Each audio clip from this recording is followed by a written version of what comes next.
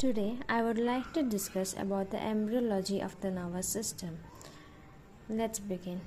Ovum and sperm fuse together to form zygote. Zygote, through continuous division, forms two-cell structure. It is known as blastoma. Blastoma further divides and forms 4-cell structure, then 8-cell structure. Then it forms 16-cell structure. It is known as morula. Morula division and forms blastocyst. Blastocyst is a structure which has tropoectoderm in the outer surface and inner cell mass present in it. This blastocyst again divides into tropoblast and embryoblast, that is inner cell mass. Inner cell mass has germinal layer or bilaminar layer. It is again further divided. On the 7th day it forms ectoderm, and on the 8th day it forms endoderm, and on the 14th day it forms mesoderm. From the endoderm, nervous system, skin and pituitary gland is formed, and from the mesoderm, heart, bone and muscles is formed, and from the endoderm, respiratory system and GI system is formed.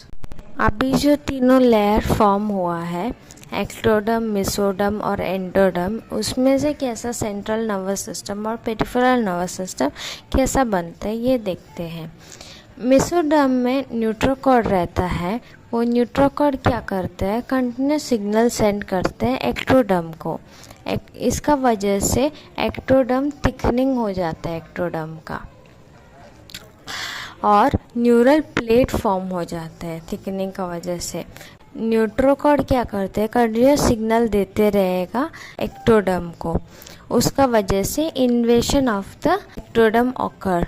सो जो invasion होता है, ये जो curve type का हो रहा है, इस वाला पोर्शन को बोलेंगे न्यूरल ग्रूव, और ये जो टाइनी स्ट्रक्चर्स जो फॉर्म हो रहा है, इसको बोलेंगे न्यूरल क्रस्ट। इन्वेशन होने के बाद ये न्यूरल ग्रूव हो जाता है। न्यूरल ग्रूव फिर न्यूरल ट्यूब बन जाता है। ये जो राउंड स्ट्रक्चर है इसको न्यूरल ट्यूब बोलते हैं, और ये छोटा स्ट्रक्चर्स बनता है इसको बोलते हैं न्यूरल क्रस्ट। ये न्यूरल क्रस्ट से पीएनएस बन जाता है, और न्यूरल ट्यूब से सीएनएस बनता है। वही जो शीशा में बताए थे वो यहाँ लिखा हुआ है। न्यूरल ग्रूव जो है वो फॉर्म हो जाते हैं न्यूरल ट्यूब और न्यूरल क्रस्ट। न्यूरल ट्यूब से सेंट्रल नर्वस सिस्टम बनता है which consist of brain and spinal cord. Neural crest से क्या बनता है, पीएनएस बनता है, पेरिफेरल नर्वस सिस्टम। ऐसा स्ट्रक्चर बन जाता है। इसमें ऊपर वाला पोर्शन को एंटीरियर पार्ट बोलेंगे और पोस्टीरियर वाला पोर्शन को पोस्टीरियर पार्ट बोलेंगे। इसमें जो ये राउंड स्ट्रक्चर रहता है एंटीरियर पार्ट में, इसको क्रेनियल न्यूरोपोर बोलता है। एंड ये न्यूरोपोर जो है इस connected with the amniotic fluid में कनेक्टेड होता है। ये क्रेनियल न्यूरोपोर जो है ये 25th डे पे क्लोजिंग हो जाता है। पोस्टीरियर पे जो ये स्ट्रक्चर रहता है इसको बोलते हैं कॉर्डल न्यूरोपोर। इसका क्लोज 28th डे पे, और ऊपर वाला एंटीरियर पोर्शन से ब्रेन बन जाता है, और पोस्टीरियर वाला पोर्शन से स्पाइनल कॉर्ड बनता है। अभी उसका एबनॉर्मलिटीज़ का बारे में देख लेते हैं। ऊपर वाला जो रहता है क्रेनियल न्यूरोपोर होता है। इफ़ ये क्लोज 25th डे पे ये क्लोज होता है नॉर्मली, ये क्लोज नहीं होगा तो एंटीरियर न्यूरल ट्यूब डिफेक्ट बोलते हैं, और उसका नाम क्या है, एनेन्सेफली। और पोस्टीरियर वाला पार्ट में जो रहता है उसको बोलते हैं कॉर्डल न्यूरोपोर। इसका क्लोजिंग 28 डेज में नहीं होगा, इसको बोलेंगे पोस्टीरियर न्यूरल ट्यूब डिफेक्ट। उसको स्पाइना बाइफिडा भी बोलते हैं। स्पाइना बाइफिडा का मोस्ट कॉमन साइट जो है lumbar sacral region, that is L5 to S1 region पे ये कॉमनली दिखता है spina bifida. Neural tube defect जो रहता है एंटीरियर और पोस्टीरियर रहता है। एंटीरियर में एनेन्सेफली होता है, पोस्टीरियर में स्पाइना बाइफिडा रहता है। स्पाइना बाइफिडा दो टाइप्स का होता है, ओक्लेटा एंड सिस्टिका। ओक्लेटा जो रहता है उसमें क्या होता है, टफ हेयर ग्रोथ रहता है। जो स्पाइनल कॉर्ड रहता है उसमें ओपनिंग रहता है, उसमें से टफ हेयर बाहर दिख जाता है। और सिस्टिका में क्या होता है, मेनिंजोसील होता है और माइलोमेनिंजोसील होता है।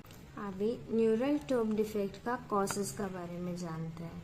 पहला कॉज जो क्रोमोसोमल एबनॉर्मलिटीज़ का वजह से ये हो सकता है, और न्यूट्रिशनल डेफिशिएंसी। जब मदर प्रेग्नेंट होता है उस टाइम में वो फॉलिक एसिड नहीं लेती है, उसका वजह से न्यूरल ट्यूब डिफेक्ट हो सकता है, और जिंक का कमी से भी होता है। डायग्नोस्टिक टेस्ट के बारे में जानते हैं। डायग्नोस्टिक टेस्ट में अल्ट्रासाउंड करते हैं। अल्ट्रासाउंड यूजुअली 11 to 14 वीक्स में करते हैं। अल्ट्रासाउंड में एनेंसेफेली और स्पाइना बाइफिडा में 2 साइंस दिखता है। एनेंसेफेली में फ्रॉग आई साइन और मिकी माउस साइन दिखता है यूएसजी में, और स्पाइना बाइफिडा में बनाना साइन और लेमन साइन देखने के लिए मिल जाता है। ये पहला टेस्ट हो गया यूएसजी, और दूसरा वाला अल्फा फीटा प्रोटीन टेस्ट करते हैं। अल्फा फीटा प्रोटीन में amniotic fluid alpha feto protein और maternal serum alpha feto protein करते हैं। इस दोनों में इंक्रीज्ड अल्फा फीटा प्रोटीन दिखने के लिए मिलता है। न्यूरल ट्यूब डिफेक्ट प्रिवेंट करने के लिए मदर जब प्रेग्नेंट रहता है उस टाइम में फॉलिक एसिड सप्लीमेंट्स लेने से ये प्रिवेंट कर सकता है। और मदर प्लान्ड प्रेगनेंसी कर रहा है तो कंसीव करने का 1 to 3 months बिफोर से फॉलिक एसिड स्टार्ट करने से भी ये न्यूरल ट्यूब डिफेक्ट प्रिवेंट कर सकता है।